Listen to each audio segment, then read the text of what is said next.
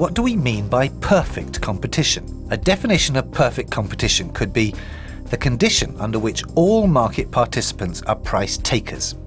In other words, all buyers and sellers have to accept the price as determined by market forces. None of us can set the price. We're all price takers, not price makers. Certain conditions need to be in place before we can say perfect competition exists. First, there must be many buyers and sellers for a specific product.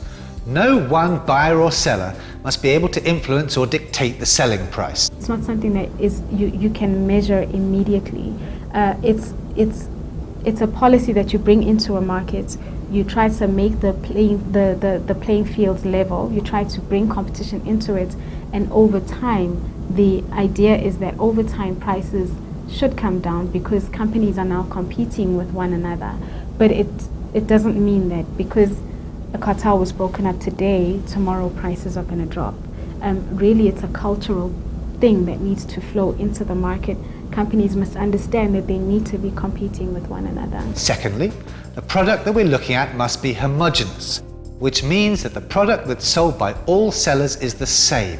So it doesn't matter from which seller the consumers buy it from. All buyers and sellers must also have complete and correct knowledge about the marketplace. So, for example, buyers must know what the market price is and will therefore not buy from any seller that's more expensive. Shortly before Christmas, in December 2006, the bread companies, being Premier, Tiger Brands and Pioneer, had gotten together and agreed literally that they were all going to increase the price of bread by plus minus 30 cents on a specific day. And they were all going to reduce the discounts that they were giving to their distributors to a level of 75 cents, I believe it was. And to cement that arrangement, they also agreed that we are not going to poach each other's distributors. So if your distributor complains about the discount, they're not allowed to come to me. And if they do, I'm not going to take them on as a distributor. So that's what we found in that case. And as we started to investigate what was happening in the Western Cape, Premier then came to us and applied for leniency, and they gave us additional information which we didn't have at that point, which pointed to the fact that this bread cartel was not only in the Western Cape, it was taking place all over the country. And it wasn't only about bread, it was also about milling, so it was about flour and wheat. Buyers and sellers must not be able to enter into agreements with each other that could influence the market. In other words, there must be no collusion. The cases that mainly come up in the news are the price-fixing cases, because it's an easy concept for people to understand. You know, companies getting together in smoke-filled rooms, talking about prices and setting prices and basically cheating consumers. So the price-fixing cases, I think, are the ones that have been in the news a lot. And the examples, I think, are the bread price-fixing case that's been in the news quite a bit, the milk price-fixing case that's been in the news a lot, the pharmaceutical price-fixing case was also in the news a lot.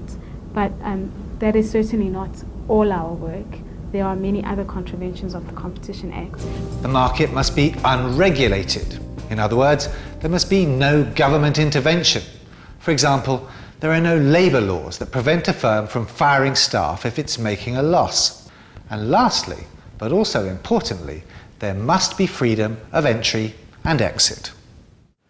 This means that new firms can enter the market if they think they can make a profit. But it also means that nothing will stop a firm exiting the market, perhaps if the business starts losing money.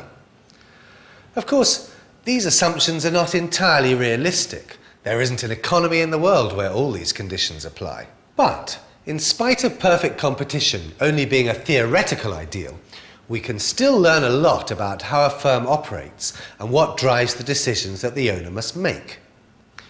Once you understand the basic principles of how a firm operates under perfect competition, we can start to explore how a firm operates in a more complex, real environment. Let's